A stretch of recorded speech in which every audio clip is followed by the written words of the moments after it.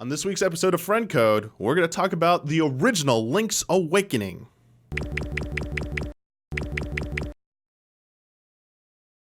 Hello everyone, welcome to a new episode of Friend Code. I'm your host, Michael Damiani. This week, I'm joined by special guest Ash Paulsen of Game Explain. Thank you so much for having me. You guys know how much I love being here. And I'm ready to talk Link's Awakening, that's for sure. Always a pleasure to have you here. And Kyle Bosman of Easy Allies. Hello, everyone.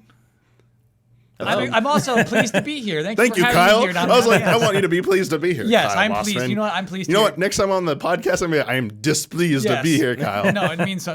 Please. No, it's an honor. Pleased. Yes. What was the thing you used to say at the beginning of GT Time? Uniquely talented. Something. Yeah. Oh, I forget. I remember the uniquely talented part, but that was. I always felt like each week having to say that. That's incredibly. Uniquely knowledgeable and talented. There you go. Oh, yes, nice. Nice. Okay. Yes. Nice. Very clever with that stuff.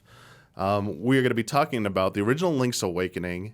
Before we get to that, I want to go through some quick headlines. Kind of a way I think about starting the podcast going forward with the Friend Code is there's a lot of Nintendo news. And I don't like this show to become too long. I like it to hit about like an hour long. Sure. But recent weeks, it has gone way over that. And some of it's a little out of my hand. Nintendo Directs, what are you going to do? You got to talk about everything. Of course. But maybe there's a way to like speed it up, and we don't have to dwell on a certain topic for so long. So we're going to make it quick news. Okay. It's like when you go to the eShop or the news page on your Switch, you just go through those headlines and stuff. You just scroll through them. You don't really click on them. I think we kind of feel the same way about like Game Explain discussions. Like an hour is kind of like that sweet spot. Once you go over that, it's like you get a little tired. It just becomes a little bit much. We do go over an hour, obviously, people know that, but we try to hit that sweet spot, I think. I like it. I like that. I don't like going too long for a more news-focused podcast. Sure. So, first up on our quick news, Fire Emblem Three Houses is the best-selling game in the franchise in the U.S. Already. Yeah. So, there's some clarification. There's an asterisk by that. Please, yeah. So we have from MPD analyst Matt Piscatella. One of these days, hopefully, maybe we'll make an appearance on Easy Allies content. We got to find this guy. Yeah, you find him, Matt. Wanted to follow up on Fire Emblem Three Houses. It ranked as the fourth best-selling game in August in the U.S. sales rankings from the MPD group. And it finished number 2 in its debut month in July. So you got to think it's selling pretty well. So Fire Emblem Awakening, according to Matt Piscatella, this is what he said. As you recall, launch month sales of Fire Emblem Three Houses tripled those of the previous best-selling launch month title in the series. Month 2 sales of Fire Emblem Three Houses were again the best in the franchise's history, although not the same multiplier as month 1. I like that. The same multiplier. Right. Like, still a multiplier, gotta throw in that math there. Let's say it's 2 times. Yeah. Can't give away those numbers specifically. Got to be a little bit cryptic. On a lifetime basis, Fire Emblem Awakening remains the best-selling game in franchise history in the U.S.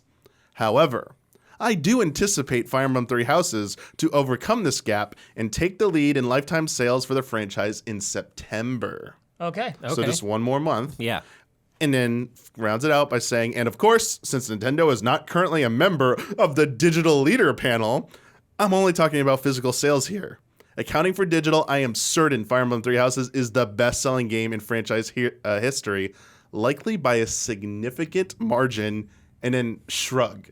What's a shrug at that? That is surprising to me, though. 3DS games sold like crazy. That is actually... Yes. Yeah, we're used to the Switch versions of Wii U games selling way better, but the Switch versions of 3DS games selling way better is pretty interesting, too. Especially after Awakening, because that was like the darling before this. And it's actually kind of funny when you think about this is a series that was once on its last legs. Like, it wasn't going to be... It wasn't going to continue unless Awakening was that last gasp. And Awakening did really well. And here we are at Three Houses being... Fire Emblem is easily an A-lister for Nintendo now. There's no question that it's one of Nintendo's A-list series. And I mean, it's great to see it have this resurgence that, I mean, Fates didn't almost kill it, but I know Fates was a lot less popular than Awakening. So I think it's good to have that kind of recovery period. For sure. For three houses. Backing away from multiple versions, sticking to one despite it being called Three Houses. But I'm kind of curious if either of you ever felt during the reveal period of this game leading up to its release, did you have any concerns that it might not actually be a breakout title. Because remember its debut, it showed off new stuff, but didn't look very polished.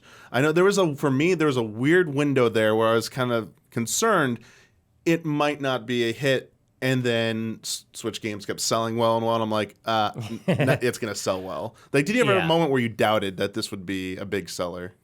I definitely doubted it would surpass Awakening this quickly. Okay. I'm surprised it's done that this quickly. Yeah. It is more successful than I imagined it would be, for sure.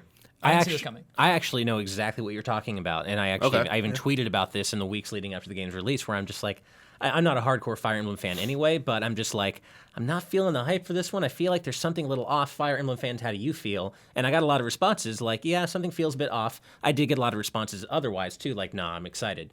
But something felt off to me. It was the Persona art style instead of the series' typical art style, which I love Persona art, but I think I love it more in Persona than in Fire Emblem. And then we got the whole thing about the different military academies and how you have to manage your students, right, and manage all this stuff. And I'm like, I'm getting kind of a Valkyria Chronicles 2 vibe from this. And, if you talk to Valkyria Chronicles fans, they were not happy with that kind of military academy aged down focus. But I'm eating crow on that because it turned out to not only to be great, but exceed expectations everywhere. I think at the very core of that game, what it does, it still does Fire Emblem right. Right. The tenets of Fire Emblem are still there. They're still pretty well done, but it's also exploring some new stuff.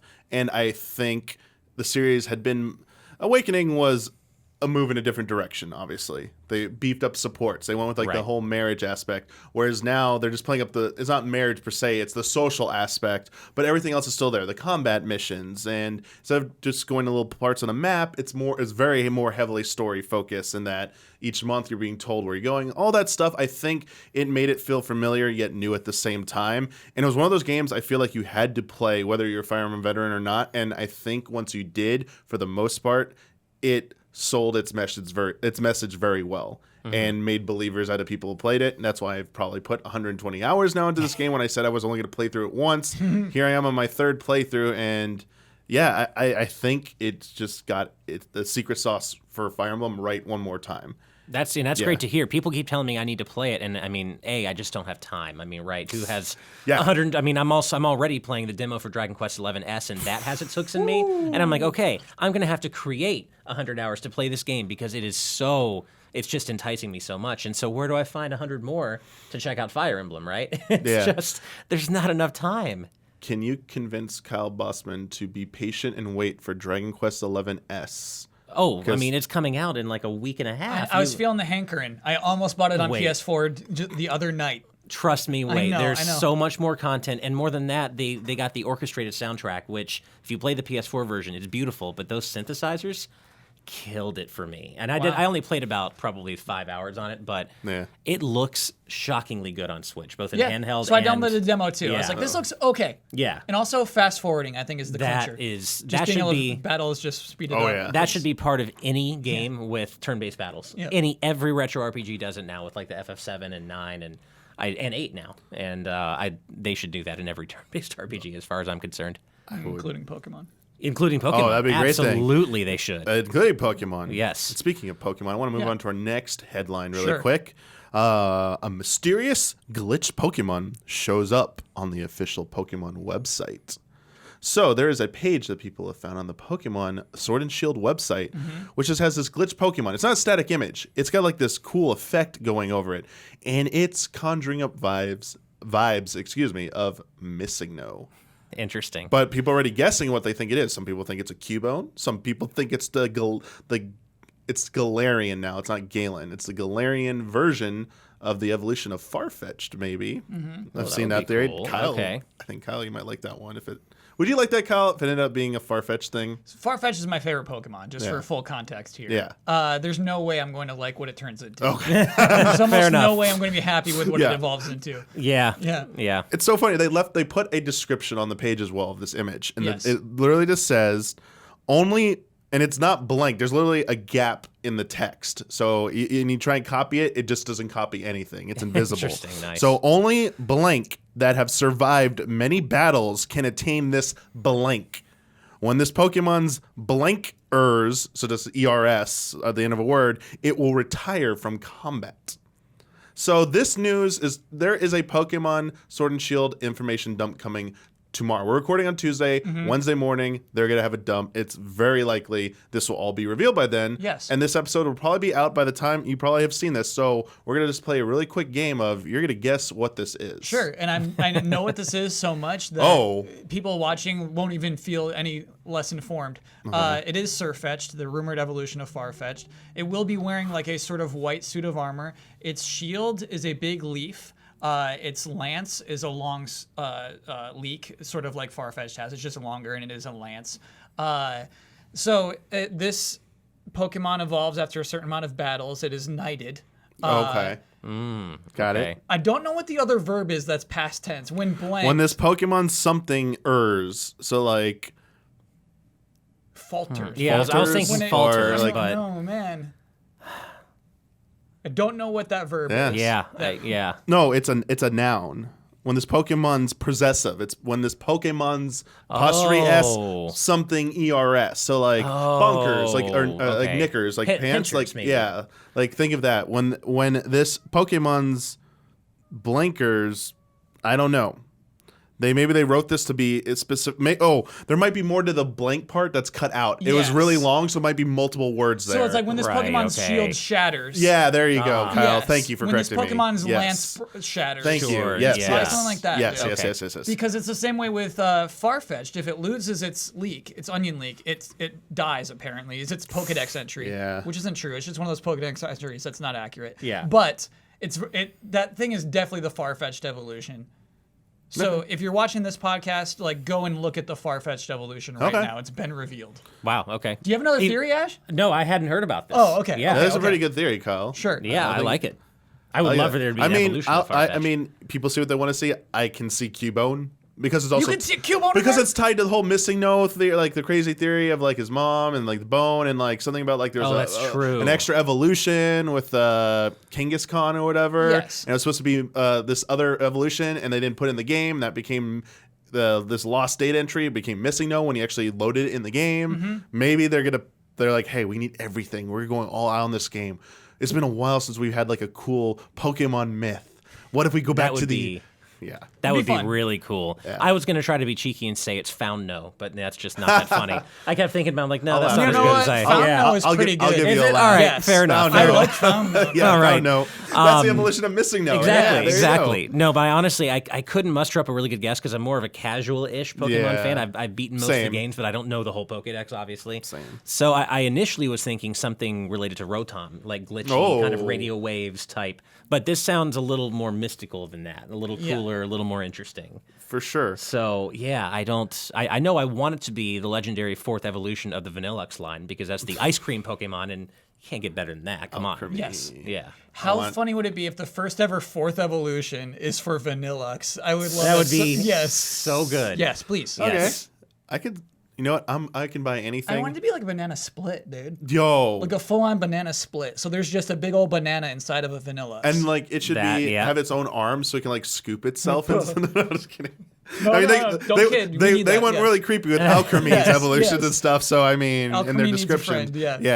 yeah. The realist part of me says it could just be some exclusive version of a new Pokemon for this game. And it's like a technical hacking Pokemon or something, and it's just gonna be nothing what we I think expected. it's fighting type too. I think that was part of the really? page, right? And Okay. someone said like it was huge or something. Like I kept seeing the size, like the weight of it being mentioned.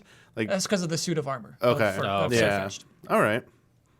Well, you will know already. Let us know in the comments if we were right or how wrong And we I want to were. check that out too. I didn't realize that it was out there, so I got to check that out. Oh, Sirfetch'd? Yeah, The name? I had no idea. Oh, there's a lot of rumors out there. That name is amazing. Yes. That's I love it. Yep, Yes. that's amazing. I do love it. We got one more news headline for our quick news segment. This involves Super Smash Bros. Ultimate.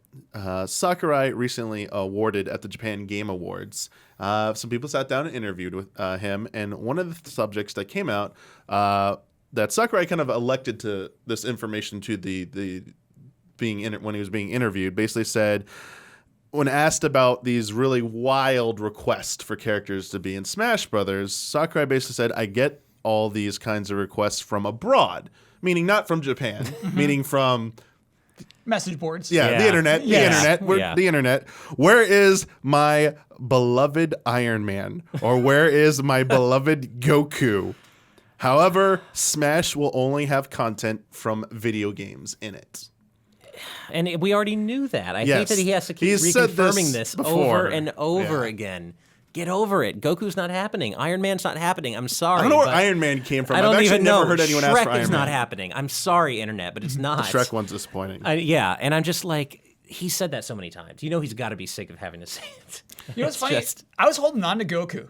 I was holding on. I think up until the most recent video, up until he did the one introducing Banjo-Kazooie, but also Terry was announced the same day. And he looked at the camera and he said how important it was to him to connect video game worlds. Right.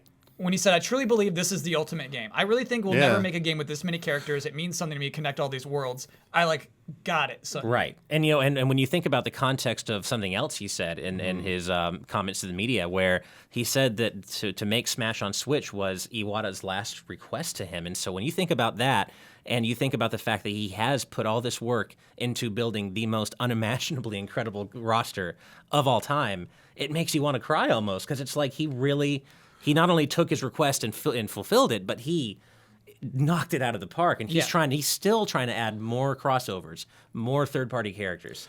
And that's just such a sweet context to think of all that in. It's right. I can't even meme about it anymore. Yeah, I can't even talk about it. It makes me feel bad about all these people asking for all this stuff of Sakurai when he's just dishing all these facts about behind the scenes development stuff. It's like, maybe ease off a little bit. Look how hard. But he also basically not confirmed, but basically elaborated that this is a once in a lifetime opportunity, right? Even amongst the Smash Brothers series. Yes. Not only are we probably never going to see this many characters again, these opportunities probably won't be there. He even made a kind of cryptic remark about even the future of Smash Brothers. He said, even if we were to make another Smash Brothers, which could just be marketing speak of, hey, we can't talk about future games. We're still talking about this, but at the same he's time, thinking about it. But Sakurai, I get this vibe that maybe Sakurai this is it. Especially with Iwata gone, this was a thing that was created from the two of them essentially, and with that kind of ended, I feel like Sakurai would maybe want to have an interest in moving on and working on other projects, especially when Nintendo says,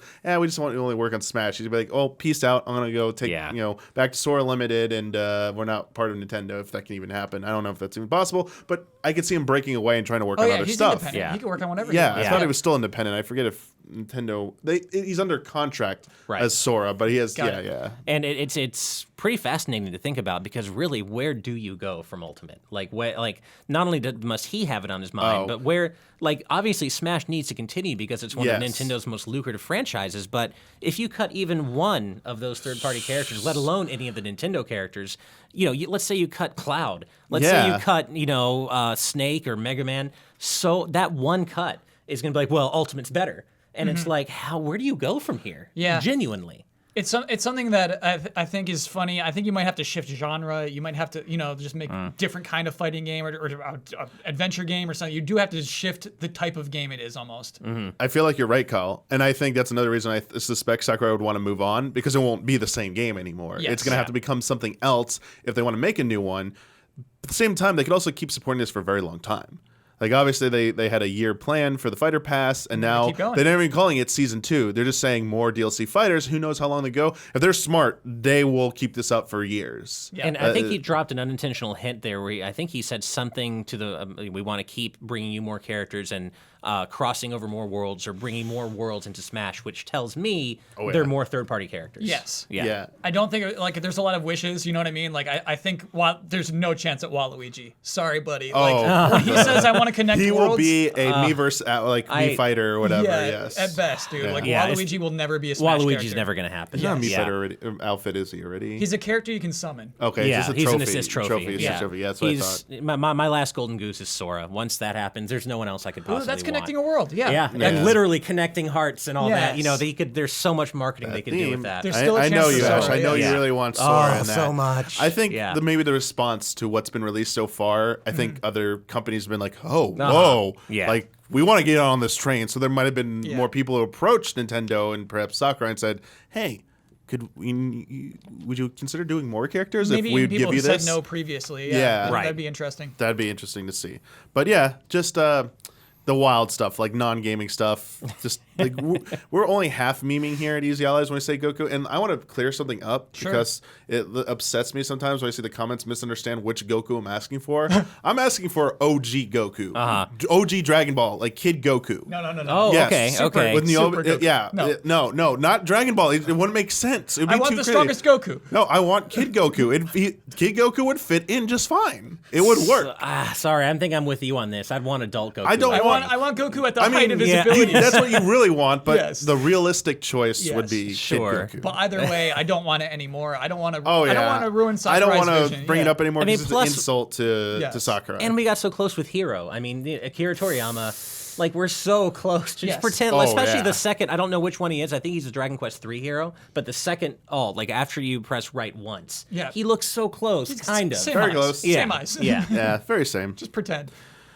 Woo. So Super Smash Bros. New stuff, good stuff. Let us know how you think about just going through this really quick. I don't know if that wasn't quick enough. Let me know. I'll speed it up next time. But we're here to talk about a game that holds a special place in a lot of people's hearts. It is getting a updated version coming out on Switch later this week. It might be out by the time you are listening to this. That would be The Legend of Zelda Link's Awakening. This is a game that was released worldwide in 1993 for the Game Boy. And this game is pretty revered. Oh, yeah. A lot of people think it's good. And you know what? I'm going to start there. Kyle. Yeah. Is this your favorite Legend of Zelda game? No, it's not. Okay. I'm afraid Breath of the Wild has superseded it. Okay. But, it was, dude, up there. Up there with Okay. Ocarina. Just up there near the top. Why? Why is this Yeah, one of my why? favorites? Oh, man. That's just such a little adventure. It is a beginning. It's a story that has a beginning and end. It is...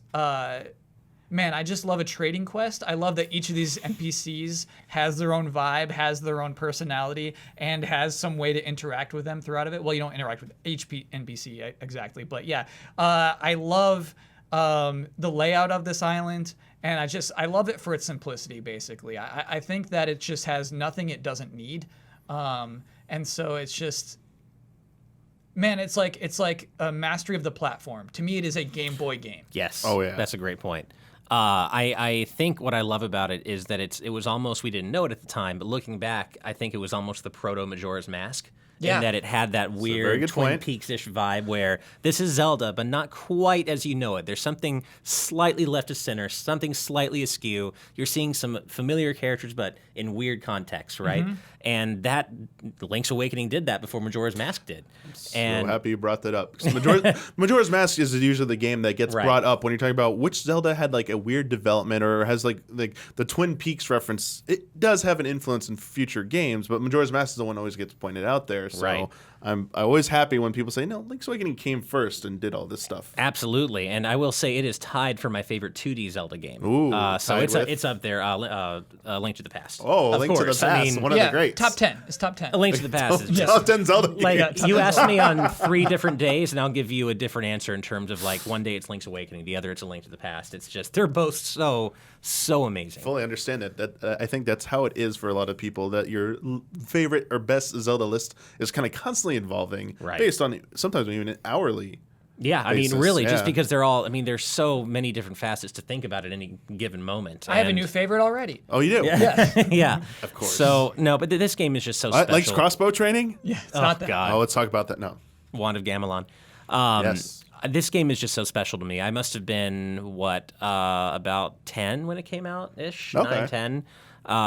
And I just remember it utterly captivating me. Like, I was just glued to my Game Boy.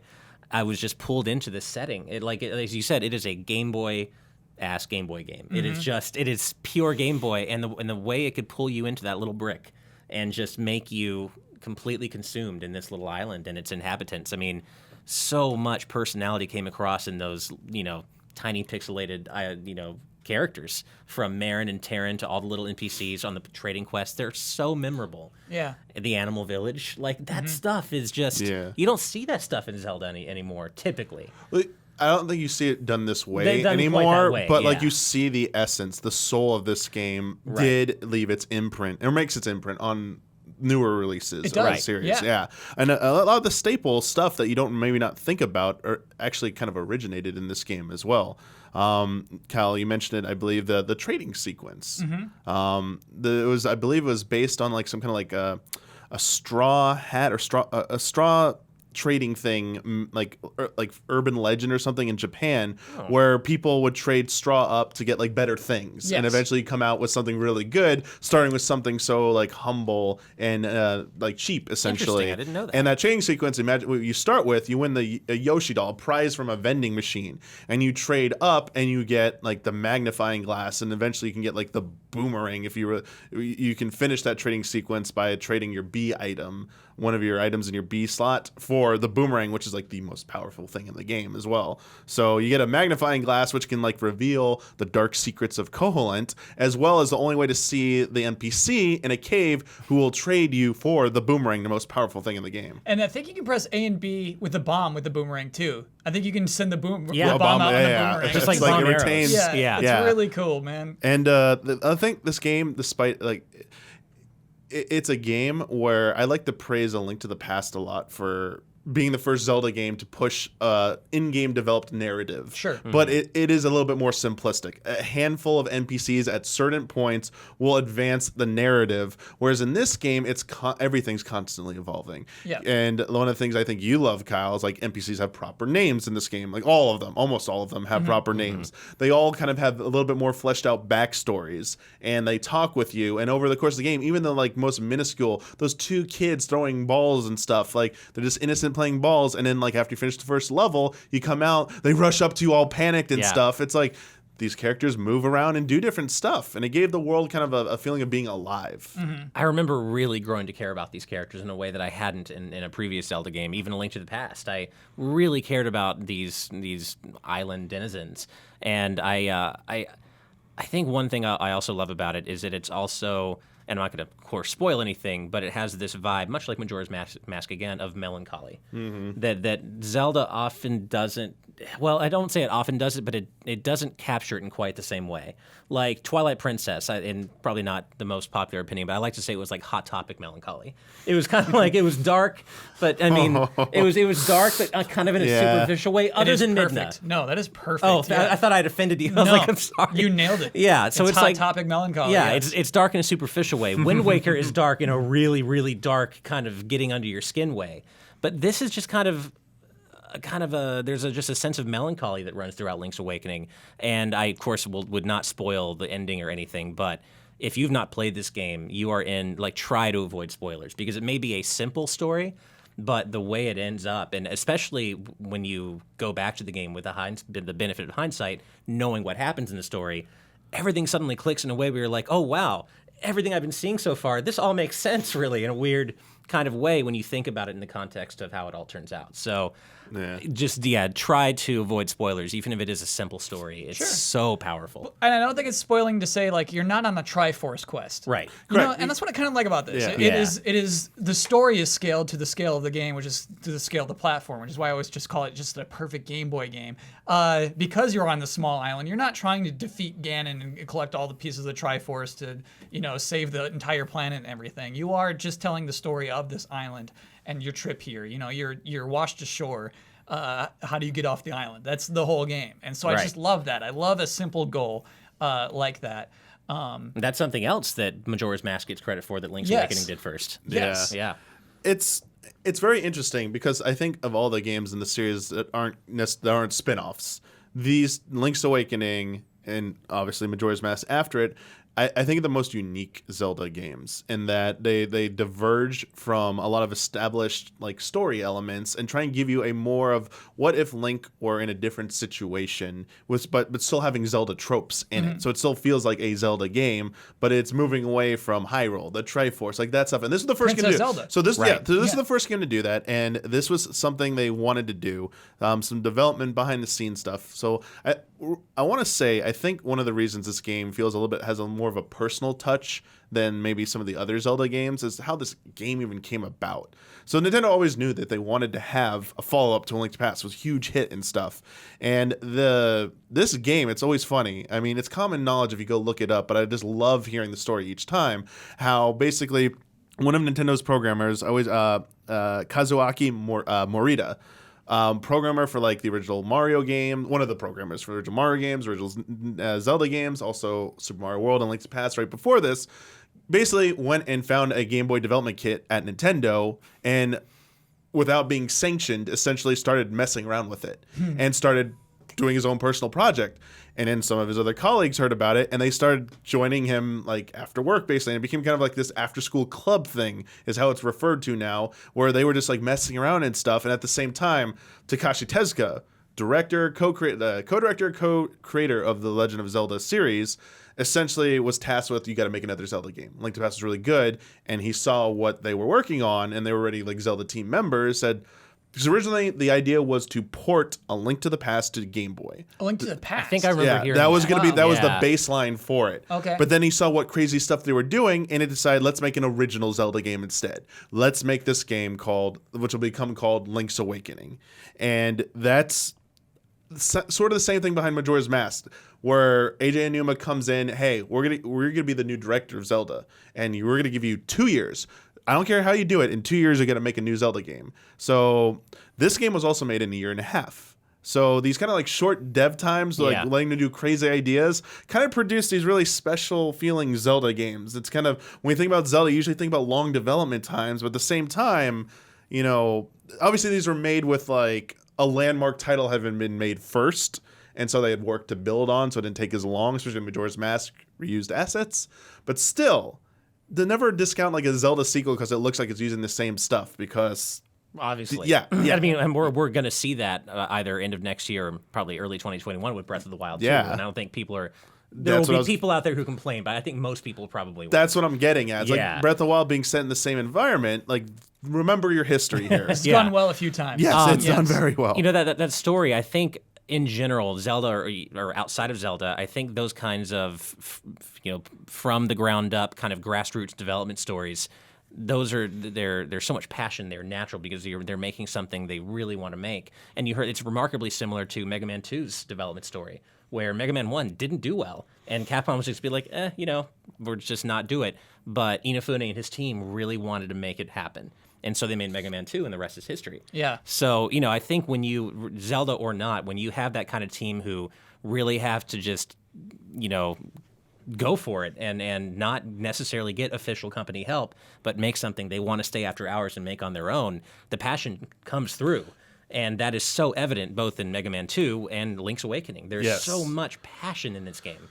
I'm curious what you think about, because of this unusual collaboration of how the circumstances behind this game's development. We got some unusual things in this game. We talked about some of them, but like one of them we got was a lot of weird cameos from other game series, notably Mario and Kirby. Yeah. Unauthorized uses that just were in there, and they just kind of like that. How did you like encountering those for the first time? Like seeing a Goomba, seeing a Piranha Plant, and if you saw like the angry Kirby in one of the levels, like, did you like that originally, or were you weirded out by that? It's so funny. So this was my first ever Zelda game. Okay. Wow. And so when I saw a chain chomp in there named Bow Wow, I thought they were just called Bow Wows. Okay. Like, they do just share a lot of things. You know what I mean? Like they share music sometimes, Zelda and Mario. And so the Goombas I recognized, and I'm like, oh, they just must be in Zelda as well. You know what I mean? So good. That's amazing. Yes, and so it wasn't quite like that for me. It wasn't quite like I recognizing them as cameos. Like Yoshi's like, oh, so Yoshi's here. You know what I mean? It was very strange, but in a way that a lot of the Zelda conventions, I was kind of rolling with, because I assumed this is what happens in regular Zelda games. Sure. And I think, you know, realizing that doesn't happen in other Zelda games, that you see these kind of weird, cheeky crossovers that feel like, that's weird, that shouldn't be here in a Zelda game, but you don't mind because it's such a deeply weird, special Zelda game that's already gone off the rails in other ways, so, you know, just seeing a Goomba or a Piranha Plant is like, oh, you kind of accept it because this already feels like an off-kilter Zelda game. And it's not even just Mario and Zelda. We got Richard For Whom the Frog For Whom the Bell Tolls, which is a crazy, like, you know, of course, as a kid, I didn't know that, never heard of that game. Yep. But knowing as you get older and learning about how there's this whole other little story segment where you get the golden leaves and everything, that is a whole reference to this other Japan-only game that you would never know. And that's so cool to see in a Zelda game.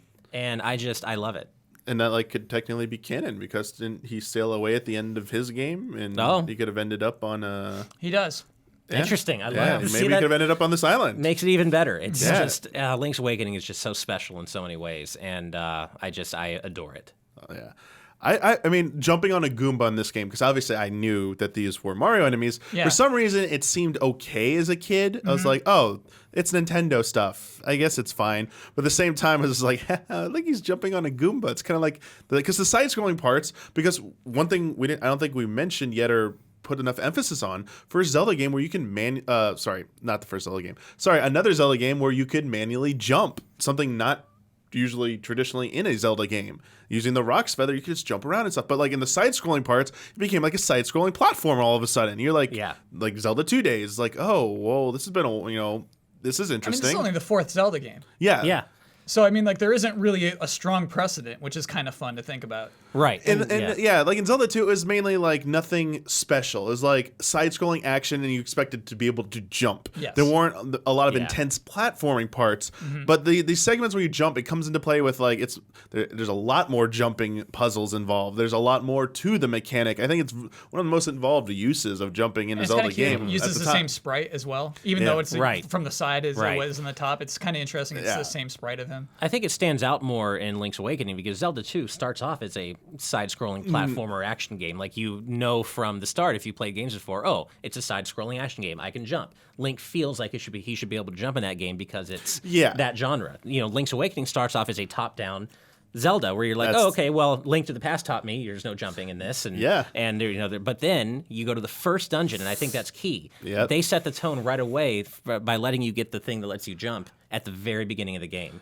That's not a halfway through. I was shocked that they gave you the Rock's Feather to consume because that changes the rest of the game was developed around considering you had that. Yeah. Right. Like gaps, because they kind of show you on the way, like, what are these gaps? Am I meant to cross over these? Yeah. Oh, there might be a hook shot, maybe a Link to the Past or something. Yeah. Which there is something like that in this game, but the jumping just comes unexpectedly for a top. That's a great point, Ash. Like top-down Zelda. Right. You weren't expecting that. Right. And those sequences were so fun. Yeah. And I like how they also, if I remember correctly, they worked in little tricks where, like, if you're low on life, if you jump on a Goomba, you'll always get a heart. Yep. But if you use your sword, you'll get a rupee. Yeah. And I just love little touches like that. It was so cool. I did not know that. That's interesting. I don't know if they brought that back yet for the remake. I think I tried to test it, but I forgot. Yeah, I would assume yes. Probably didn't change that. That seems like a weird thing to change. Yeah. But just elaborating more on like item stuff. I guess like the real more important part, like that this game did that hadn't been done in the previous game, is switching out your items, both your A and B item, meaning your sword. You could have two different items and not your sword being used at once. Obviously, the Switch version is working around that so that you can you don't have to switch items like that anymore on that level. Like they map stuff a little bit better. But in the original version, you could use you could run and jump. Like the Pegasus shoes and the Rock's Feather, or you could have your traditional sword and shield, or you could put like bomb and arrow, and you go boom, or just boomerang and Pegasus. Like they're all different kinds of combos, and it was kind of fun to experiment. Like you said, the bomb arrows came out of that because of like fun experimentation. Yeah, no, like it really engendered a lot of creativity, and it just again, you said it, experimentation, because you could never mix and match Zelda equipment like this before, and it was just a game that felt like it was ripe to be just poked and just prodded, and how can I get here, and maybe I can just barely make that jump I feel like I shouldn't be able to make by just running at the right. It's so good. Yeah, it's one thing we haven't mentioned yet. I have to call out phenomenal soundtrack. Yes, the Ballad of the Glenfish is still one of my favorite Zelda songs of all time.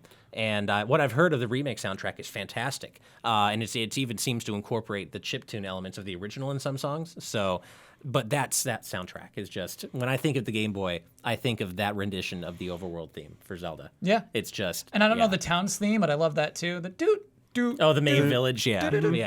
Oh yeah, so good. So good. Yes, I haven't heard it yet. I'm very, very interested to hear Mambo song, the frog. Yes, the wart basically. Yeah, because it's really bad the intentionally bad in the original, and I want to say they left it as originally, as bad as it sounded then, or if they actually made it sound pleasant this time. Sure. I think that ruins the joke. I think that was supposed to be the point. But yeah, that soundtrack was really great. And another thing is, while I think he was just a supervisor, Koji Kondo wasn't the main composer for this game. So another sign of like maybe other people can be involved in the Zelda series, and they have new creative ideas that they bring to the table, and we've seen that time and time and again. Yeah, we saw it recently with Breath of the Wild. Exactly. Yeah. And this game, I do love the soundtrack for this game, but the thing I think I love the most about this game is its story. I think it has one of the best stories in a Zelda game, and it is a game that, in terms of Zelda, the Zelda series, there are two very important people who were involved in this game's narrative. There is Kensuke Tanabe, who was brought in and conceived the whole concept of like Koholint Island and the egg. He was obsessed with putting an egg atop a mountain. And those to figure out where it goes from there. Yes, and then something needed to happen with it. Yes. And in fact, it revealed that was supposed to, originally that egg on a mountain thing was supposed to be planned for A Link to the Past. And just didn't make it into it. So they were like, I'm not giving up on this dream of having an egg on a mountain. That's so good. I feel that. But for this tag team duo, the other part of it was Yoshiaki Koizumi, who most of you should know as a household name by now, Nintendo. You've seen him in Nintendo Directs recently, heavily involved with Switch, over the Mario Odyssey, and then before that, the Galaxy team. But before all that, he was a key member of the Zelda team. And he basically came up with the actual like story, the plot of the game, like what was the purpose of this, and it was and obviously don't want to spoil it, but like that was like his thing. But at the same time, like they also like you were mentioning Twin Peaks earlier. The director of this game, Takashi Tezuka, wanted really, what did he say? He wanted characters to have a suspicious vibe about them. And they do. And he said specifically direction needs to be similar to the American TV show Twin Peaks. And they had this obsession for it. And Tanabe was like charged with, you got to make these really quirky characters and you got to write all the dialogue for them. And basically one person job for that. Whereas now you think of like huge development teams, like lots of writers and stuff, and like different character designers coming in and doing that sometimes like these smaller, as you said, Kyle, like the smaller, more crafted experience for like a Game Boy, it was only possible, I think, because of its small scale. Yeah. No, like we said before, every single NPC you meet in that game like stands out in some way, which isn't always true. I mean, Zelda has a pretty strong history with NPCs in general, but I would say Link's Awakening, they stand out even more. And the story, as you mentioned, we can't spoil anything, but it does stand out in the Zelda series because it doesn't deal with Zelda and Ganondorf and the Triforce.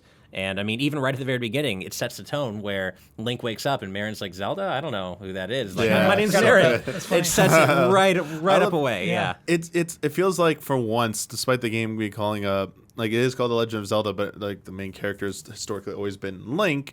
The story is not always about necessarily Link. Like other games, other characters take like kind of like the spotlight, and Link is just the player avatar essentially, who's taking you through that journey. Whereas this, it felt like Link was involved in these decisions. Like Link was involved in this story more heavily, and that it was a personal journey for him, and it personally affects him what he does throughout this game. And I kind of like that vibe. It was different than I felt any previous Zelda, and it's something that other Zeldas have done to various degrees of success, essentially. I know. I know a divisive point because some people really like their silent protagonists so they can insert themselves. I'm not a fan of that. I always like it when a character, including Link, has their own motivations, and I can kind of see them grow as they go through the adventure. And we see that in Link's Awakening, as you saw. And it's another reason why I love games like Majora's Mask and especially the Wind Waker, because those are other Links where this is a kid. He has a sister. This is affecting him. Like you see things happen to Link and you want to cheer him on. I never got into the whole you are the hero type thing. I want to see, and that's what I like about Link's Awakening as well. And there's one scene about halfway through the game, which I know you know and I'm talking about, and I won't spoil it, but you don't, like that was on a Game Boy. Like, and you got that such a sweet, such a memorable, heartfelt scene on a Game Boy. That's crazy. Yeah. Yeah, they did a lot of scenes that weren't necessarily like, I mean, they were all in-game rendered, but they did like different perspectives, so like pseudo cutscenes almost, essentially. And I kind of like that. Like they made it feel like a more narrative-driven experience, like more so than anything had been previously seen in a game. And I keep harping on narrative, or keep praising the narrative of Link's Awakening because Eiji Aonuma cites this game as in his opinion, this is the first Zelda game with a proper, what do you say? First Zelda game with a proper plot. Yeah. Wow. Yeah, more so than A Link to the Past and or any of the previous games. Surprising you're gonna say and that, like this game for Eiji Aonuma cites this as a landmark game, though. Sure. Like a lot of people like to cite Ocarina of Time, the original Zelda, sometimes even A Link to the Past. But this one statement, I think, speaks volumes of how important this game was to like the trajectory of the rest of the Zelda series. Essentially, basically, AJ Omura said that if this game didn't come out at the point that it did right after A Link to the Past, but before Ocarina of Time, he guarantees Ocarina of Time would have been a much different game. It would not have been the same game. Because a lot of the things they did in this game inspired them to be more ambitious in Ocarina of Time. Cool. Yeah. That's awesome. That is sure. really cool. And I want to talk more about the game real quick, but I want to throw in one last tidbit because I want to get your reaction from this from both of you. So Shigeru Miyamoto had no creative input in this game. But he served as a playtester. Oh. And his input from the perspective of a playtester was influential in the later parts of development of the game. So I'm kind of curious, like, how you thought, like, the one of the co-creators and usually cited as, like, you know, the most important figure in the Zelda series, stepped back and had no creative influence, more technical expertise. I mean, it's funny, right? So Game Boy has... it's got a Kid Icarus sequel, it has a Metroid sequel, right? I don't know the timeline of each of these, but it sounds like, hey, go nuts, just make your little Game Boy game, no big whoop. It's so surprising to me he played it as a tester. He was like interested enough to like play through that game. Yeah. I can only imagine his input at that level being incredibly valuable. Oh, yeah. Yeah. There's probably a lot of people taking notes saying, like, oh, change this, change that. Yeah, it's funny. Whichever Game Explain fans are watching are probably chuckling because they know what I'm about to say. Okay. And that is that I'm not surprised at all that Miyamoto didn't have any creative influence in this game. Because of the type of game it is? Exactly. Well, and because it has a proper story that I love and feeling and character that I love.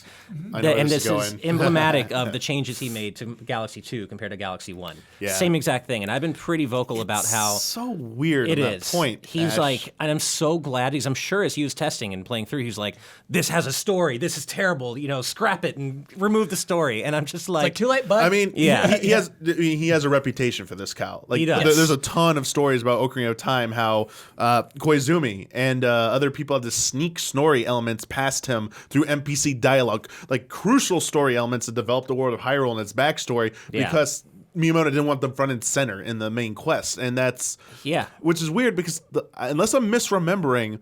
Miyamoto was huge on Star Fox 64, and it's like being like a movie and stuff. Which is so weird. But I guess like maybe he viewed that was the point of that game. It was supposed to be like that was one of its creative component. I don't know. It's weird to go back and read that interview in the Star Fox 64 Player's Guide from Nintendo Power, where it says Miyamoto like loved this being like a movie, like how it was influenced, and then turning around in every other game he works on, no story, like minimal story. It's about the gameplay, but when it comes to gameplay, I'm not going to question that. But at the same time, story can elevate any game. And there are some clearly creative people and great writing minds at Nintendo, and we've seen over the years in many series that it does help. It is beneficial. And I think in that element, I would get into that argument on the side that I don't always agree with the history of Miyamoto in terms of pushing back on narrative, especially in Zelda games. I think it has at points deprived Zelda of a little bit of its magic in terms of people care about the world and the lore of that series. No, I completely agree. And yeah, I want to make very clear, I obviously have a tremendous amount of respect for Miyamoto and everything he's done and how much of a genius he still is, especially from a game design standpoint. But I have, as I've gotten older, realized, man, I pretty much hate all of his decisions from an artistic or storytelling or environment atmosphere perspective. Because again, he stripped out everything about Mario Galaxy that, in my opinion, made it special, other than the incredible gameplay. You know, it was a Mario game that made me cry. When does that happen? Like, you never expect that from a Mario game. The Luma storybook stuff? Yeah, the Rosalina. And I'm just like, this is ridiculously sad. And that was the stuff that Miyamoto wanted stripped out of it. Same thing with like Paper Mario Sticker Star. It was his edict that was like, no, this has to be, every NPC has to be a Toad, and it has to take place in the Mushroom Kingdom. It couldn't be one of those, let's try the Bean Kingdom or something, some other new wacky, the Pilo Island people, whatever. Yeah. And he just really plays it too safe for that. That kind of elements of a game for me. But from a gameplay, game design standpoint, he's still obviously, a master. Right. So it's valuable to bring him in at the very end. Yes. Yeah. That's a good idea. Just like, okay, exactly. Look, dialogue's nailed in. We can't touch it. But Yeah. if you want to tell us about anything else, like, I love that idea. I did not know he tested on that. It's funny. Yeah. This Link's Awakening, I really love this game for just like the game part of it as well.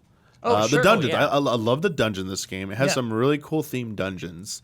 Like they have proper titles when you like at least in the Game Boy Color version at the very least. I forget if the original Game Boy version puts them in there. I'm think blanking. they do. I thought they did in both versions, but Yeah. they have like titles, proper titles. And it's like, oh, that's nice. It's like a location. It gives a little bit of more personality besides just giving it its own name. I mean, some dungeons in A Link to the Past are referenced by other characters, but like having that like formal presentation and stuff was kind of like a nice touch to it. But also the bosses. They talk to you. They talk to you. They have dialogue. I think that's important. And like the genie one, like taunting you, like, hey, you can't break my bottle. Obviously, like I love that. I believe the color version added some more lines to help with the hints. Oh, that's interesting. Yeah, but at the same time, like, the conversations, because as you progress through them, they get a little less comical and a little bit more dire. Yes. About what we don't want to talk about because it's a spoiler, but they basically start alluding to something, and you're like, wait, what? Yeah. First time you hear, like, wait a second, and then later it's like, and it gave me this feeling of like dread in terms of I still want to beat this game because I love it, but at the same time it's like I don't know if I want. Do I want to keep going forward? Right. First game I can remember where I felt hesitant about progressing because I was being told things, and I'm like, wait a second. Are they messing with me, or like the bad guys are just lying to me and stuff, right? Bad guys lie. It was intense, I think. Yeah, it was. I like it. I like, I don't know, it's just like twin Rova sisters, right? I like a boss that's like somebody who speaks and thinks and has a reason to fight me. Same here. It can't always be a beast that's just protecting a thing that just waits in a room and sleeps until you walk in, And so I like the bosses in this game a lot.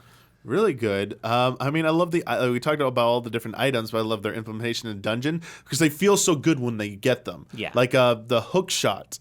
When you finally get that, because you see all those gaps, you see the chest on the other side, and even when you're running and dashing, you can't quite make it there, and you're just like, where's this item? Or like the finally getting the flippers to swim in water. You're like, thank you. Yes, like, it feels and it's so rewarding because it opens up so many parts of the game. Like You saw a mermaid over there this whole time. I loved it. How am I ever going to get to that mermaid?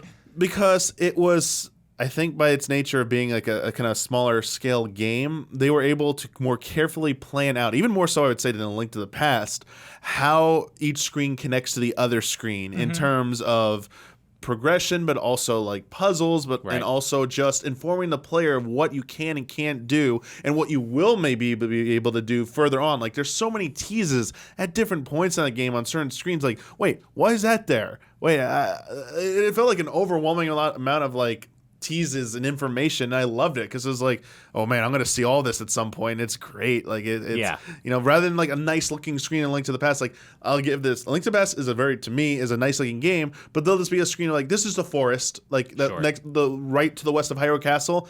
Just some random forest there. Yeah. It's like, what's really its point? Is it really teaching you anything? No, it's just a nice place to walk through. Whereas in almost every screen in Link's Awakening, there's either a secret or there's something eventually that will inform you, like, how do I tackle this? Yeah. And by the way, I love secret seashells. I think one of the most valuable Zelda collectibles. Yeah. Most fun to collect because they power up your sword. You just get this. You get a directly nice reward for it. You're aware of what will happen. Your sword will level up the more of these you collect. It's a stupid meter that you get. Well, it only levels up once. Right. You get the level 2 sword if you get all of them. Yeah. But it's something you see you're working towards. Yes. And it heavily incentivizes you because there's nothing else in this game in the original version at least that'll make you more powerful other than a temporary item that boosts your defense or offense. But get hit too much, it wears off. Leave the area. It wears off. So, but traditionally it's just pieces of heart. Yeah, and I think those are still there. The more you get of pieces of the heart, the less valuable they become. Which is kind of a weird part of the collectible, right? Yeah. And so with the more secret seashells you get, the closer you get to your sword, each of them is valuable. And so I really like them. And they're hidden in really good places too. They different uses of different items and stuff to get them. Going out and like once you get like an item, now you can swim. Oh, there was this like spot over there I couldn't reach before. Later on, when you get a certain animal who like gives you a temporary special ability, there was this giant thing you couldn't get to, and like all of a sudden you get to it, it's like, oh, whoa! Like you saw that sword in the game. The one thing I do hope they fix in the Switch version, I don't know yet, what's going on? is in that seashell mansion. When you go there, if you go there specifically with 5 or 10 seashells, it will hit. There's 3 markers: 5, 10, and 20. 20 gives you the sword. But if you hit the 5 or 10 marker, it drops a bonus gift, and it's an extra seashell, which makes it easier to get to 20.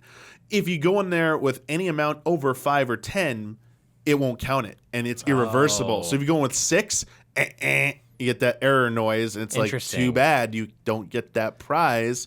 It's like, they don't really tell you. They never told you needed a specific. So until you fail that first time, or if you're just lucky, the game doesn't do a good job of that. So I'm hoping they either just outright tell you or just say, hey, if you cross over 5, good, here's your first one. Do you think it's going to be another blank room with a big meter? It was so weird, like this voice of God talking, hey, there's some seashells. I know. Like, I hope it's I haven't seen it yet, so I hope they dressed it up a little bit more. Sure. I kind of wouldn't mind seeing them take those little seashell bonus presents away, just because if I remember correctly, you didn't even have to get all of them. No, you don't. Pretty low, pretty permissive threshold in terms of getting the powered up sword, and I wish they made that a little harder. Well, to get enough seashells, it's not exactly easy. True. There are even if you ignore those, there's extra ones you can get to even hit more than 20 if you want.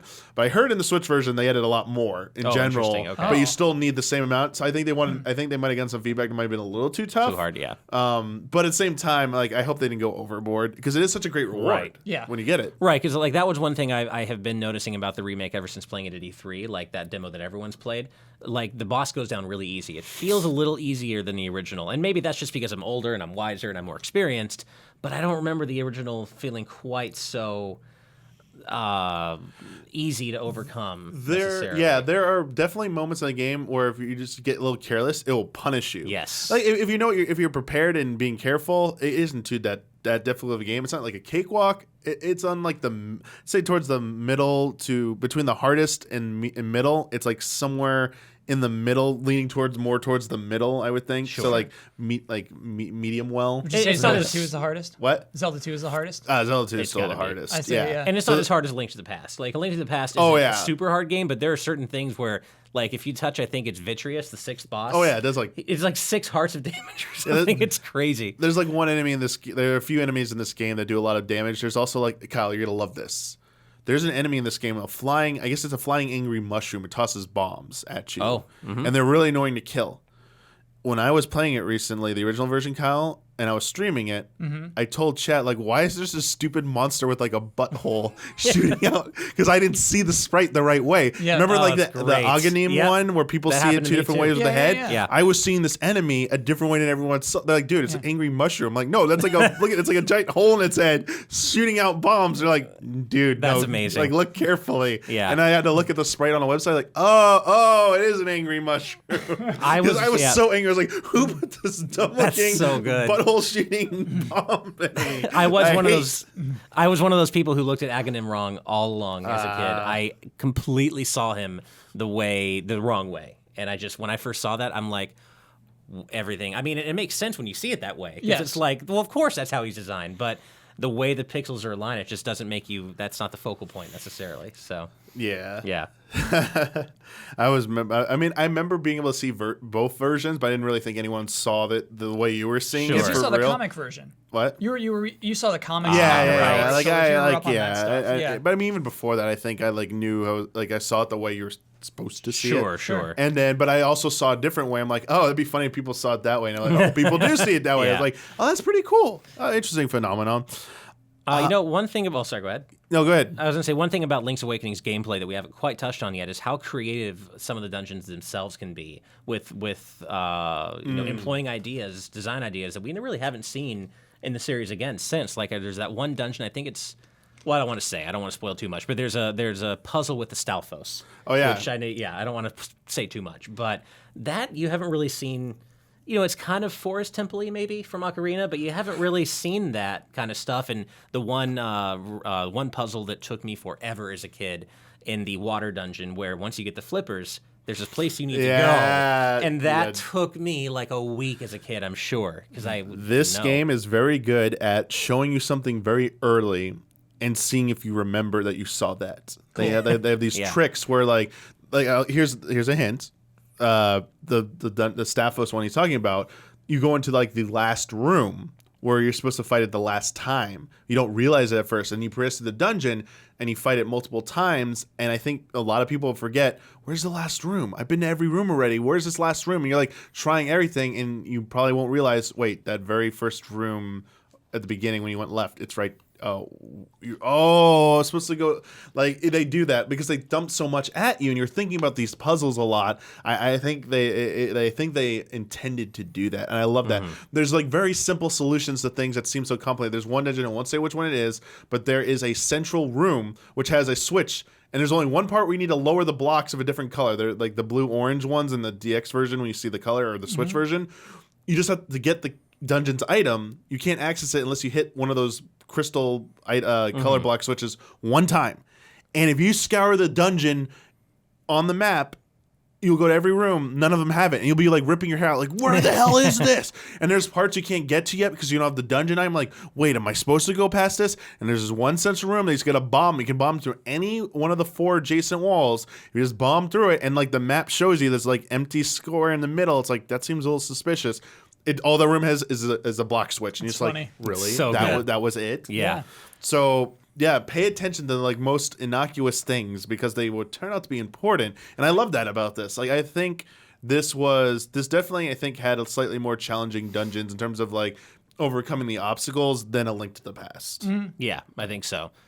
Yeah, and in fact, if you played the Oracle games, and not just because there are follow-ups to that game, gameplay and engine-wise, but the Oracle games and their dungeons kind of remind me of what Link's Awakening went for, too. And, of course, Link's Awakening probably inspired those dungeons. Oh, yeah. They get a little elaborate in the... especially in Ages. Ages gets really mind-bendy. They did some good jobs there. Yeah. Like, I always go back and, like, we're changing every hour. Our favorite Zelda games. Oracle games, I go back and forth those. Like, for some reason, I'll just, like, in my head have this, like, kind of like bias against it, like, oh yeah, they were okay but not that great, and then I'll replay them like, oh yeah, these were really good. I have to keep remember that they're actually good, but you think they're not good, and then I'll go be like a year later, I'm like, were they, now I know better. But those games are, if you haven't played those either, they're really good. Who knows, maybe they'll be next up to get a remake.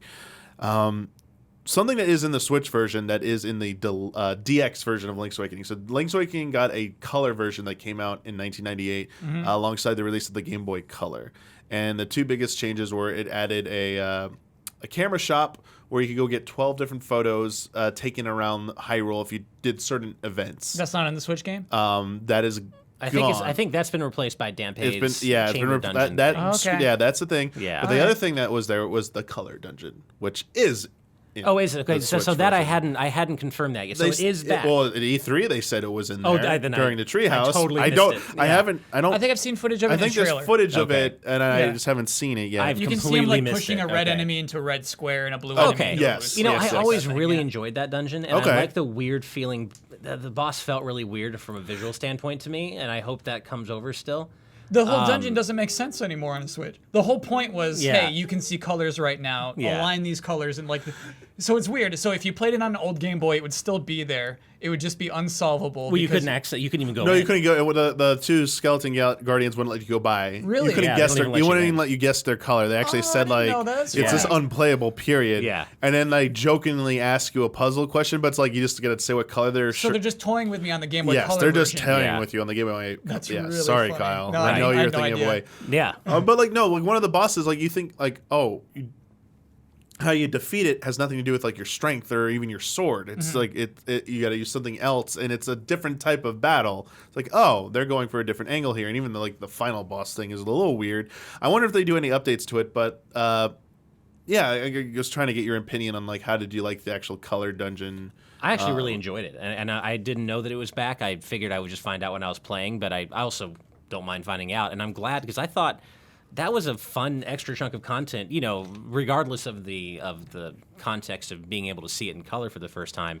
It was just a fun extra dungeon. So I'm glad, they could very easily have tried to justify, and they've done this with games like Ocarina when they port them to 3DS. They're like, well, let's not orchestrate the soundtrack because we want we want it to be as close to the original as possible. So they could have been like, well, this is a remake of Link's Awakening, not Link's Awakening Deluxe, so we don't need to remake that dungeon. I'm glad they didn't do that here. I'm glad they kept that kind of extra content that not everyone played back in the day in there. And great reward, too. Oh yeah. Oh yeah. So for finishing the dungeon, you're well rewarded. Pretty cool so reward. Interesting Yeah. stuff. Yeah. Very curious to see if I have a checklist of stuff to check in the Switch version. Are we allowed to talk about your checklist? I'm going to give you one thing. Okay. I'm very curious to see, and this is a hint if it does play out this way, if you're trying to solve the puzzle of how to open the entrance to the colored dungeon. There's something you can find that tells you how to do it, and then once you go to the spot to do it, the last step will actually not work if you have someone following you around. Oh. It will actually have a message saying like something about like cowards aren't allowed. Like, only those with strength or courage can go. Cowards can't pass. If you're freaking out like, whoa, what does that mean? Am I not powerful enough yet or something? All it means is that you have an NPC following you around because most people go to that part at one of two spots and just finish that NPC quest and go back and you should be able to access it. Cool. Yeah, Nice. That's the original versions did that. I don't know if they kept that in. A lot of little things. Some good trivia. One thing I definitely want to see when I try it out is there's a sequence where a certain NPC follows you around. Someone you might have been waiting to have an opportunity to hang out with. And if you use the shovel to dig, they will interrupt you and say, yeah, dig it, dig to the center of the earth. Yeah. And it's like, whoa, a little obsessed there with There's the a lot shovel. of weird random stuff. So like these that. weird things, Yeah. I'm curious to see if they come in there. There's a lot of fun hidden things in the original games, and that also made it such a pleasure to just go through and explore. Yeah, and what I also like about it is it's fairly open ended in the sense that it's not exactly like A Link Between Worlds in that it's mostly open world because there is a dungeon order, but a great example of early sequence breaking you can do, and it's not you don't have to glitch the game out, you just have to keep your eyes open. Yeah, and we did this to get more footage out of the E3 yes, demo. I know what you're talking about. Yeah, so Yeah. you can get the magic powder from the crane game as soon as you get enough rupees, like 10 rupees. You get the magic powder from the crane game. You don't even need to go to the witch's shop, and you just go straight to, I won't say anything, Yeah. but you go straight to that and skip that whole part of the game. That's cool. And you can just do that naturally. Yeah. And I love that. I think we were talking about this actually at some point in the past. You told me about this one. I told Ash about what my roommate did at E3, Simmons from Yo Video Games. He went into the first dungeon, got the item from that. We just said the Rock's Feather. Right. And left. And then he And that's left what we and did too. accessed Yeah. different parts of the funny. map you weren't Yeah. supposed to go to yet. He went It's to really to a NPC called Mr. Right. Right. Yeah. And checked it. I was like, oh, we got to see that and stuff. I Yeah. was like, oh yeah, Got to duh, the you could swamp totally and- do that. That's Yeah. really But I cool. mean, yeah, there's a lot of like opportunities for that type of thing. For the most part, the dungeon order is kind of strict. Yes. I'm sure there'll be people checking out whether or not you can bend those and go out of order and stuff like you can in the original version if you know how to do certain tricks. But I kind of like that. It wasn't necessarily a complaint of mine not being able to beat the dungeons in a different order because this was such a story-focused game. Each dungeon made sense, and I felt like a purpose in going to them, and I didn't feel a desire to. Now I want to go over here and check this out. Yeah. It's like no, the story's really good. I want to see the next part of the story. Like it was really driving everything forward. Well, not only that, that kind of design, that kind of linear design, also lets you amp up the stakes. Because one of the things I didn't like about A Link Between Worlds was that the fact that open-endedness meant you could do the dungeons generally in any order except for the first one or two, which meant they couldn't have a hard one. They couldn't have a hardest one because they had to account for any one you go to might be your first one, and that made all the dungeons a cakewalk. The game was so easy. I hear what you're saying. By the end, the first ones you do will be the hardest, and then they actually get easier as you go on. And That is so, interesting, but as you know, playing the original, the difficulty ramps up quite a bit as you get to those 7th and 8th dungeons, I would say. And I like that about it. It feels like things are ramping up in a linear way, the way they should. They also put I think this game as well. They start introducing good Zelda games introduce more difficult enemies in higher level dungeons, or like if you know an order. Like I'm going back to the original game, they all the dungeons actually had a number associated with them, like 1 through 8. But even though the fact that you could go ahead to dungeons further along, they were more difficult because they had harder enemies in them. And sometimes you didn't have a certain item, you couldn't progress through that. And that's a whole different like I like that philosophy as well. And I like that's something I think is more for me is reserved for like Breath of the Wild. And its sequel especially is more what I want to see out of that is going in that direction. But there's definitely still a place for me for the more linear design because Link's Awakening showcased how it could still be done well, but still give you a sense of exploration. There are other ways to dangle that carrot. Another game that I really love that did this. I think the linear story as the driving factor why I cared. I didn't care about it being so linear in nature. Was Final Fantasy X. I really love that game. I really don't care about, you're supposed to go down this path, keep going down it, but like I'm motivated. I want to see the next story. Whereas Final Fantasy 13, which got ripped to shreds for that same thing. I liked it for that though. But my reason I didn't like it about 13 is because I didn't like 13's story. Sure. I was not invested in that world, and so I didn't. That reasoning was no longer there, and what was left wasn't compelling enough to justify. Well, that's all there is.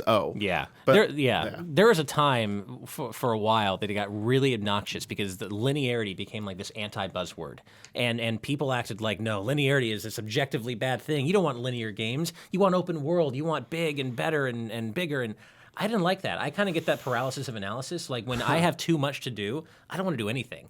And I like kind of being guided along a linear quest. And I get why people aren't, that like the popular thing right now is to make fun of walking sims. I get it. I get why people aren't necessarily into that. There is such a thing as too linear. But even FF13, which with its poorer story than 10, I love the fact that I was able to get from story beat to story beat to story beat with no fluff. And it was actually the grand pulse of the part of the game where I was like, man, the momentum stopped. I kind of just want to keep going straight to the end.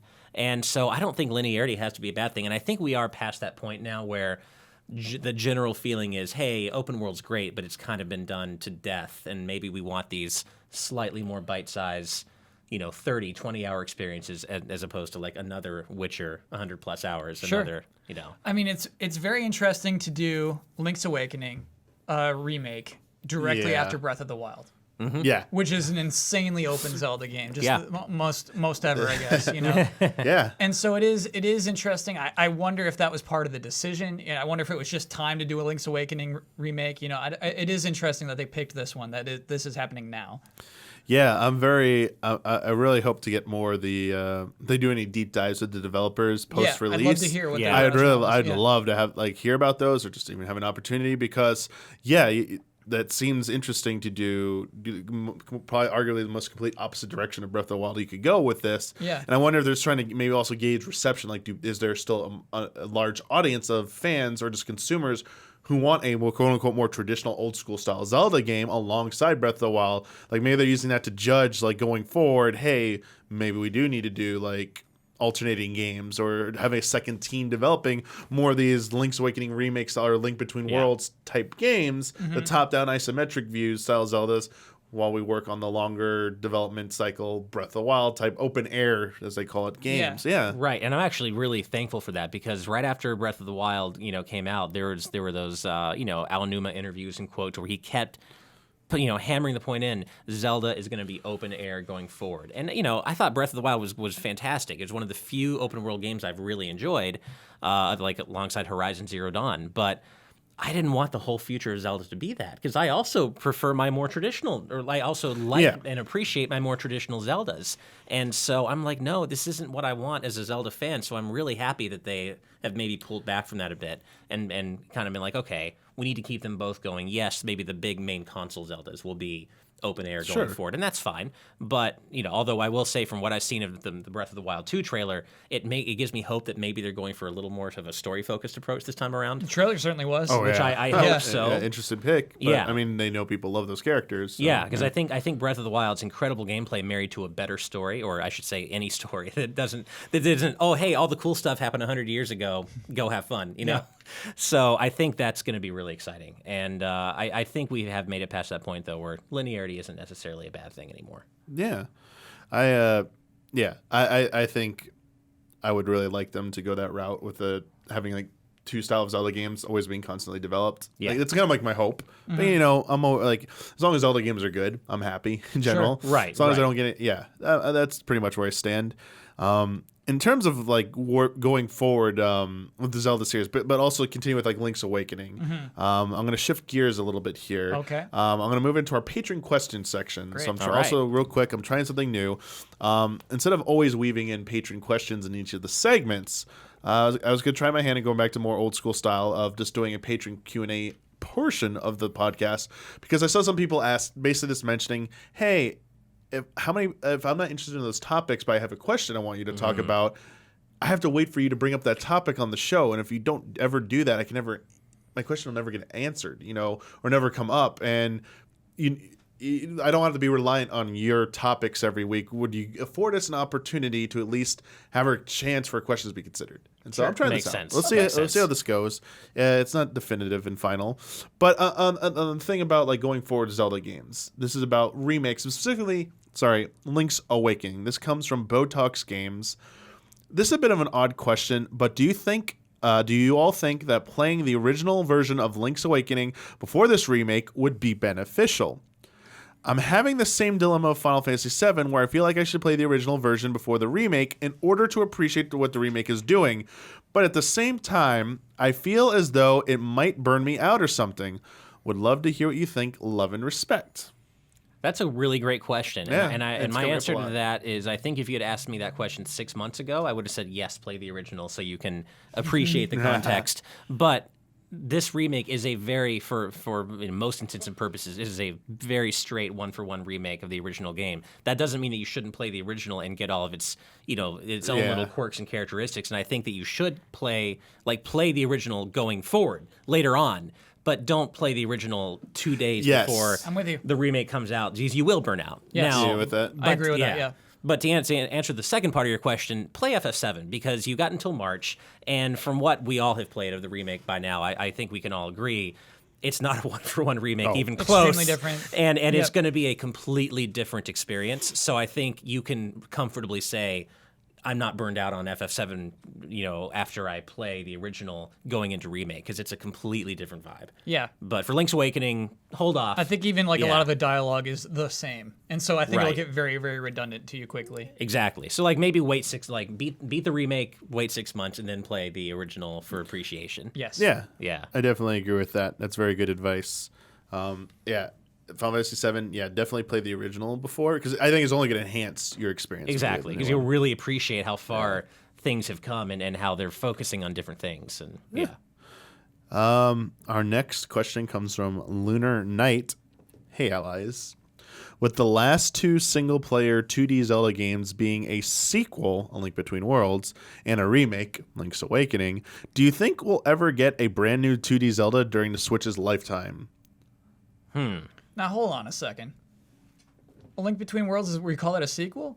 To A Link to the Past, yeah. It's a direct In sequel. Japan, it's called A Link to the Past too, Kyle. You're right. You know what? I can't refute it. I can't refute It's that. called A Link to it's 300 years later in the same As we idol. said, the narrative of A Link to the Past wasn't as fleshed out as something like Link's Awakening. Like they made a Link's Awakening 2 or called it A Link Between Awakenings or whatever, and it was we care more about that as a sequel. Yeah. Link Between Worlds is a thematic and almost a literal sequel in terms of same world and stuff, but narratively it's not a continuation of A Link to the Past story. Well, what's kind of cool, and it's just a total aside, but what I love about A Link Between Worlds is there is a little hidden away Easter egg that if you explore enough, you can find it, and I think you might know what I'm talking about in the Lost Woods, where you get this wonderful, sweet little story chunk that kind of tells you a little more about what happened to that Link in Zelda and A Link in the Past. Yeah. All right, or Link to the Past. We can spoil A Link Between Worlds. What do you find? So it's... Oh, we can, right? A Link Between the Worlds? Yes. Yeah, So- that game's 7 years old So now, there's right? some, there's some cave in Lost Woods where you have to use some combination of items to get it, and it's really well hidden. But you go there and you find a woman who was a historian at the time of the events of A Link to the Past. I can't remember how she's still living. Yeah, she tells you what? that essentially, that that Link and that Zelda really cared about each other, and that they ultimately had a happy ending. And Whoa. You don't get that stuff very often especially Link. A direct especially sequel? different. Heck yeah, dude. So they don't beat you over the head with it, but if you really want to probe, they kind of give you that little, hey, that's kind of what happened. It's a nice touch. That's cool. I did not It's know not quite about like that before. Nico beating you over the head at the beginning of Phantom Hourglass, where he survived from the Wind Waker and is the one retelling you the story of the Wind Waker and what happened. Right. And he's old Nico now. I was like, all right, everybody, remember that story? And it's like, oh. And they did that I'm again. in Spirit Tracks. Yeah, Spirit Tracks. From the descendant of Tetra, or her disciple or whatever. Yeah. And she had the same kind of hair. That was so good. Yeah. Spirit Tracks was great. Yeah. The intro of Spirit Tracks where Nico's doing the little art story stuff. I was like, oh yeah, it was both of them. I forgot. Good. Yeah, it was Nico. Because he does it at the beginning of Phantom Hourglass, but he's young and he's recapping the Wind Waker, but then he's doing it at the end. Oh yeah, so good. But I mean, do you think we'll actually get to answer the question? Do you actually think we'll get a new original 2D Legend of Zelda in the Switch's lifetime? Man, that's tough. And the Switch's lifetime is hard. Yeah. It's basically what is the next one, right? I don't imagine there's a lot more left on the Switch for Zelda after Breath of the Wild 2. So, right, we'll probably get one more top-down. And I feel like there's a third option here. We've only been talking about isometric and Breath of the Wild style, but I think there exists a third type of Zelda game. Yes, the Okami style pre-Breath of the Wild 3D Zelda. Ocarina of Time and Majora's Mask 3D, like Grezzo develops a 3D traditional Zelda game using that engine, but like up-resed, essentially. Like, heck, even Ocarina of Time and Majora's Mask 3D could be just re-released on, like, touched up. Something on that scale I would love to death. I would love that. Like like an original traditional 3D Zelda game. I would love something new like that. That would be like a callback to that pre-Breath of the Wild style of 3D Zelda. I think that would be so much fun. But I do think there is a chance we could get an original 2D Zelda on the Switch, only because we have Link's Awakening now. I don't think they're going to go for the remake angle twice. Yeah. So, and I think maybe them porting A Link Between Worlds might still be too similar. So I think there's a chance maybe toward the end of the Switch's life cycle, although we're assuming a lot with that because I can't see Nintendo really ever veering away from the gold mine that they've hit with the Switch, because why would they? Right? So, 5 years from now, we may be talking about the Switch 2 or Switch Pro or whatever that has its own Zeldas, but it's still part of the Switch family. Sure. I guess my concern is if they do a unique thing, it'll be a gimmicky Triforce Heroes element. Like, this is our multiplayer Zelda game where everybody gets to customize their own Link or Zelda. Like that kind of thing. That is my fear, I guess. Yeah. It's like, hey, we have a free-to-play Zelda game. I don't want that. I've always had a little bit of like a special spot for Zelda and like viewed it as a little bit more of a prestigious series from Nintendo. Yeah. And every time that there has been a spin-off type game, some like they're not all equally a thing, but like Triforce Heroes is especially egregious to me. I was just like, please just never do that again. There's so many other, like, you can make a Mario game like that and that's okay. Mario's known to branch out and do all this stuff, but like, I'd rather you spend time making more traditional type Zelda games. I mean, you can try new ideas, but stay away from multiplayer and stay away from like multiplayer online, especially. It's like I don't want multiplayer in my Zelda games. Like even Four Swords was like a little too much for me. I was like, okay, no. See, I actually had a lot of fun with Four Swords because I would get friends together sometimes and actually have the equipment to play Four Swords Adventures on our TV, and that was a blast, I have to say. But I don't think they replicated that formula well with Triforce Heroes. They just didn't quite hit the same notes as some of their other multiplayer efforts did, I think. What's funny, I just realized we actually do have an original 2D Zelda on the Switch already, Cadence of Hyrule. I know it doesn't technically count, but... Almost. Yeah. Next question comes from Rammer. Greetings, panel. Nintendo seems very hesitant to change anything substantial with their remakes, remasters of the Zelda franchise. Reading several previews of Link's Awakening, it seems to follow the original closely as well. My question to the panel, if Nintendo were to remake another Zelda game, which title would you choose? Would you rather have it faithful to the original in the style of the Link's Awakening remake, or perhaps a more substantial overhaul in the vein of Resident Evil 2 Remake? Love and respect. This is a good question. And that's our last Patreon question. All right. That's... I'm so torn. funny. If you asked me a year ago, I would say Link's Awakening. It's that type of like another Link's Awakening. I would say remake. No, I mean like that would be my number one request of any Zelda game of all time would be to remake Link's Awakening. And kind of, I think I get the hint that they don't love the length to which it's being remade, and I'm kind of with them. I wish they would go crazier. I wish they would be, I guess, less beholden to the original. And so I'm with you there. Man, what other Zelda game? Do you have one, Damiani? Look, I feel like you would know your answer to this question. They've obviously played it safe with a lot of them. I mean, Ocarina of Time 3D was just a graphical overhaul and some slight quality of life changes, but nothing substantial. I mean, but now that I've seen a few different remakes, I'm more a believer in going crazy, especially the more I see Final Fantasy VII. It's kind of like it's changing. I want to see perception. In fact, my answer is I want to. I know Ocarina of Time gets a lot of release and stuff, but I would love to see them go as crazy as Square Enix is going with Final Fantasy VII remake with Ocarina of Time, like a full blown it's not the same game. If you play the original, things are gonna be different. And it's gonna wow you. Yeah, I yes, like I'm so excited at that thought. It's just Yeah. like, yeah, that would be so cool. But at the same time, there are other Zelda games I think are more deserving, and my like good-hearted answer is Zelda 2. I know, because that's what I was like, oh man, I want to Zelda say an 2 aggressive remake. like Zelda 2 deserves either a very faithful like update, like maybe like a Way Forward or Yacht Club Games or someone with that expertise could just update it, like almost the Samus Returns, like that level of an effort. Or, you know, if they want to go over reimagining, sure. But like I think it is a very unique Zelda game, and I think it would be best served by being preserved as is. Maybe a few quality of life changes to make it a little bit more accessible. But like that's such a unique Zelda experience. Like a Link's Awakening, I think it would benefit so well from a more one-to-one type remake like the Link's Awakening versus something like an FF7 remake. Although So I do those are have my to say two juggling acts, the idea of a 3D reimagining of Zelda 2's dungeons and worlds. Oh, yeah. That is fascinating to think about. But I agree. I think like a Way Forward style remake is more along the lines of what people would want. I was torn between that answer because I agree with you that it kind of deserves it. But see, I never quite got over I was on the internet all the time chasing those Triforce rumors about Ocarina of Time, and of course the Triforce is not in the game, and the Sky Temple's not in the game, and all that good stuff. But I would in my fan mind, I want a remake of Ocarina of Time that organically incorporates all those elements, where you can find that unicorn fountain, you can find the is there Sky a hint at a Temple. unicorn fountain? There, it's like part of the beta. It's like cool. unused files and stuff that that's fans fun. like to speculate. Maybe that's how you get the Triforce. Because you know there's that hollowed out Triforce around all the medallions, and you can fill everything else out in the menu. That was the big menu or the big rumor back in the day, is that you could get the Triforce, and there were all these different rumors on how you could do it. I would like a remake of Ocarina of Time that not only actually, like, I want an orchestrated soundtrack, and like you said, kind of a more from the ground up remake, but I do think it would be fun if it would obviously change the story in fundamental ways, and it wouldn't be Ocarina of Time anymore, and I get that.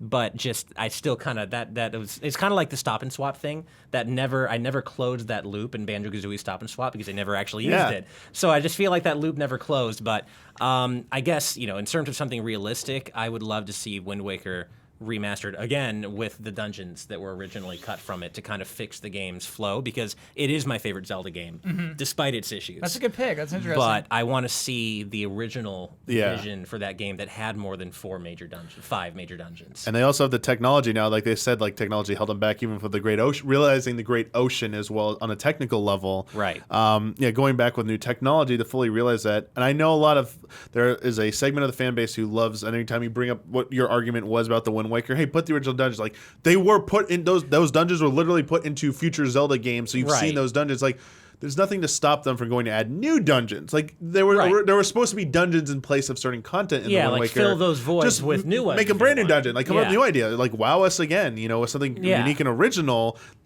Like that's what you're really asking. You're asking, I want the skeleton of the original vision Yes. of the Wind Waker, because I still think it's a brilliant game despite its pacing issues, and I just would love to see the skeleton of the original, you know, vision for that game. Yeah, I definitely understand that. I have a cheat answer. Sure, Cal. It's a game we talked about earlier on in this podcast. Oh, yeah, actually. sure. It's not a Zelda game, but it's kind of like the predecessor of Zelda on Game Boy. Yeah, I know you're going. For Frog the Bell Tolls. Yeah. Oh yeah. Would be a sick remaster.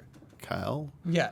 I know people have the game, and like people might know the answer, and I know it's highly doubtful. Yeah. What if when you beat Link's Awakening on like hero mode with no deaths or something, you unlock the remake for Frog the Bell Tolls Then I would on do that it. on Or that you game. unlock Richard as a And it's playable got an character. official translation. Oh and yeah, everything? alternate Yeah. skin. You play as Yeah. Richard at least. There you go. That I could mean, be do cool. it, dude. Yes. I think I may have misinterpreted the question. Could we pick any game, not just No, Zelda? Kyle- Kyle's was just Zelda. Kyle Okay. just wants to And do I thought that. like Okay. it's close enough. Yeah, It's Okay, like, because I was like, wait a minute, my answer might change. Yeah. It's like Okay. close enough to a Zelda game. Yeah. Like I thought maybe I could get away with that answer, but yeah, I think that game is more deserving. It's a very, very deserving Nintendo game that's really interesting that could use at least a re-release. And because I just got to play it last year for the first time, and that game holds up. It's so interesting. Goes so many places in a really interesting way. It's an adventure, and it's just ignored. It's just I'm with buried. you. Yeah. I mean, along that line, Marvelous, another Treasure Island. You would just be played one. that recently too, right? Yeah. And that's a Numa. That one's got a shot, dude. Yeah. Yeah. Here we go, a platinum action game starring Takamaru. It's from the ground up, weird reimagining of Mysterious Mudasame Castle. yeah. Great. Yeah, Make why all not, these. right? That's Yeah, perfect. all of We're these. perfect here. I want them all. Well, that's a great place to wrap this up. Such good ideas here. See if they have any of them come to fruition in the future. Just love Zelda. I can't wait. I know by this point, if you're listening to this, you might already be playing the Link's Awakening remake on Switch. Despite it even being 1-to-1, I'm still very excited to play through it. And it's a special game. This is like the visual. Like I'm on board with the visuals. I'm like so glad. Oh, sorry, go ahead. I'm just on board with the visuals. Yeah. I'm not on the camp of Loved it. like I'm not. It's not doing anything for me. Every time I see a screenshot of an interior, how it's been reimagined, like the witch's hut was enough to sell me alone, because the original version of Witch's Hut is a bunch of pots around in a square room, and then like the Switch version, so much atmosphere and mood and like all the little trinkets stuff. I was like, perfect. This is great. I'm gonna love this. No, I'm loving the visual style as well, and I have to say I'm really glad that I wasn't the one assigned to Link's Awakening on the GX crew, because it's allowing me to just kind of bide my time and enjoy it at my own pace and not have to rush through it. So, because again, this game is so special. I think that's the main point that we've all tried to get across more than anything, and I don't want to rush through it. But I'm sure that's its own experience. But I'm just so glad I get to experience this at my own pace and just really take in what seems to be a fantastic remake of one of my favorite childhood games. Yeah, for sure. That is going to do it for this episode of Friend Code. Thank you to everyone who submitted questions for this episode. Let me know how you liked doing the questions at the end instead. If you want me to go back the other way, just let me know. But to be able to submit a question for consideration for Friend Code, you have to be a $5 and up patron. That allows you to submit questions for the episodes. All the way, I used to make a post letting you know the topics. Now I'm just going to make a post calling for your submissions, and you can ask whatever you want. As also, blah, blah, blah. If you are also a $5 patron, you are also part of the early access tier, where you get episodes of this show, Friend Code, as well as some of our other shows early as well. And I know it's not out yet, but I just also had a little fun little thing. We shot the new season of Achieve It Yourself recently. Oh, yeah, and nice. Super excited about it. Really good time. And I can't. An offshoot of this very podcast. Yeah. Mm-hmm. Spin-off, basically. Yeah, spin-off of it. Yeah, right, maybe right. someday someone will make a nice remake of the game. Yep. And I guess before you wrap up your outro, I should say thank you both as always. I love being here with you guys Oh, yes. all the thank time. you. Coming, so. we're going really late on a Tuesday night, because this is a really hectic week for me, but like I think for all of us as well. Before we sign off here, Ash, do you have like anything you're working on or anything you want to call to that? I mean, I am working for this company called NRM Streamcast now. It's nrmstreamcast.com. That's kind of like my main gig outside of Game Explain, because GX doesn't pay the bills. So gotta pay that rent and stuff. Mm-hmm. So it is it's a media broadcasting company. We have our own proprietary streaming platform, and they hired me to kind of shore up their gaming content on that platform. Oh, nice. Oh, cool. So I hope to have some stuff to share on that front somewhat Awesome. soon. I might have something cooking. I'll be kind of doing my own thing, but of course you can always find me on Game Explain, although not as often all the time, because again, I've got my own job to do. So sure. And you can find me on Twitter, Ash Paulsen. I talk a lot about video game music, so if you're into video game music, follow me and we'll chat about Link's Awakening's remade soundtrack. Oh Nice. yeah, I can't wait. Can't wait. I know I've heard stuff from it already, but like I can't wait to just Right. like take a knee and listen to a bunch of the tracks. Yes. Oh yeah. Yes. Headphones on. Headphones always. Yes. on. Always Crank it headphones on. up. Yeah. Yes. And but thank you both for joining me again. Thank you everyone as usual. And until next time, a very appropriate saying, may the way of the hero lead to the Triforce.